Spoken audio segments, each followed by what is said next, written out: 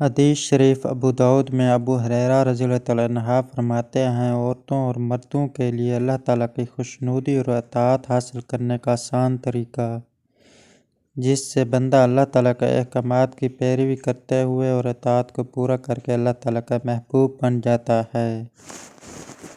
بسم اللہ الرحمن الرحیم۔ شروع کرتا ہوں اللہ کے نام سے جو بڑا مہربان نہایت رحم کرنے والا ہے۔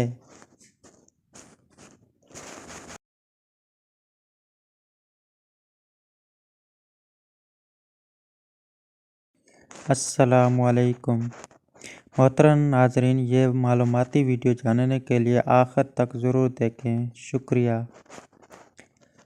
حضرت حارث بن ازرج بیان کرتے ہیں کہ میرے والد نے کہا کہ رسول اللہ صلی اللہ علیہ وآلہ وسلم نے فرمایا، میں نے ملک الموت کو ایک انصاری کے سرخانے بیٹھا ہوا دیکھا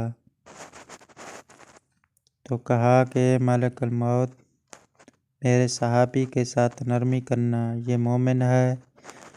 ملک الموت نے عرض کیا، آپ خوش ہو کر اپنی آنکھیں ٹھنڈی رکھیں، کیونکہ میں ہر مومن کے ساتھ نرمی کرتا ہوں۔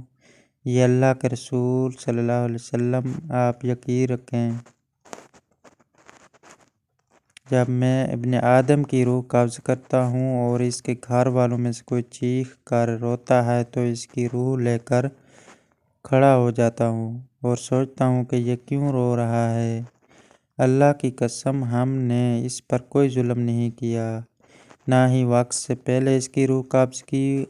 اگر یہ اللہ کی تقدیر پر صبر کرے تو ان کو اجر ملے گا، اور اگر یہ چیخ و پکار اور واویلا کریں گے تو گنہگار ہوں گے۔ ہمیں تو آپ کی طرف بار بار آنا ہے، سو آپ احتیاط کریں۔ میں دن رات، تری اور خشکی پر، میدان اور پہاڑ پر، ہر گھر پر نظر رکھتا ہوں اور ہر چھوٹے بڑے کو پہچانتا ہوں۔ اے اللہ کے رسول صلی اللہ علیہ وسلم، آپ اپنی آنکھیں ٹھنڈی رکھیں۔ میں اللہ کی اجازت کے بغیر ایک مچھر کی روح بھی قبض نہیں کرتا۔ جب روح نکلتی ہے تو انسان کا منہ کھل جاتا ہے، ہونٹ کسی بھی قیمت پر آپس میں چپکے ہوئے رہ نہیں سکتے۔ روح پیر کی طرف سے کھینچی ہوئی اوپر سر کی طرف آتی ہے۔ جب پھیپھڑوں اور دل تک روح کھینچ لی جاتی ہے اور انسان سانس ایک ہی طرف یعنی باہر ہی چلنے لگتی ہے، یہ وہ وقت ہوتا ہے جب چند لمحوں میں انسان شیطان اور فرشتوں کو دنیا میں اپنے سامنے دیکھتا ہے۔ ایک طرف ابلیس اس کے کان میں کچھ مشورے دیتا ہے تو دوسری طرف اس کی زبان اس کے عمل کے مطابق کچھ الفاظ ادا کرنا چاہتی ہے۔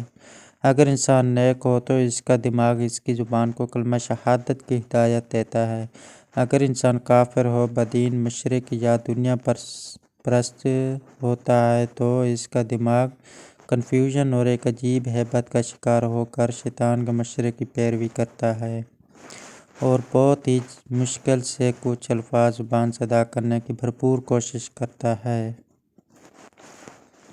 یہ سب اتنی تیزی سے ہوتا ہے کہ دماغ کو دنیا کی فضول باتوں کو سوچنے کا موقع ہی نہیں ملتا۔ انسان کی روح نکلتے ہوئے ایک زبردست تکلیف ذہن محسوس کرتا ہے، لیکن تڑپ نہیں پاتا، کیونکہ دماغ کو چھوڑ کر باقی جسم کی روح اس کے حلق میں اکٹھی ہو جاتی ہے اور جسم ایک گوشت کے بے جان لوتھڑے کی طرح پڑا ہوا ہوتا ہے۔ جسم کا حرکت کی گنجائش نہیں رہتی۔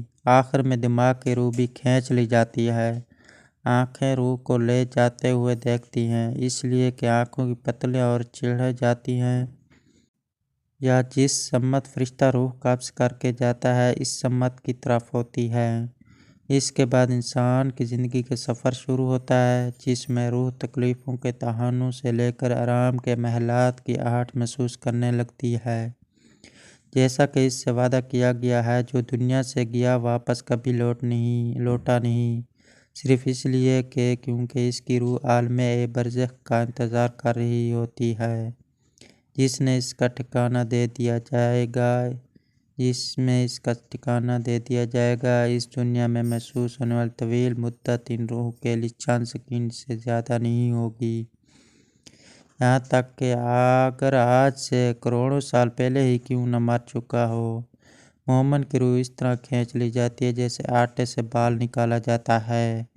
گنہگار کی روح خاردار درخت پر پڑے سوتی کپڑے کی طرح کھینچی جاتی ہے۔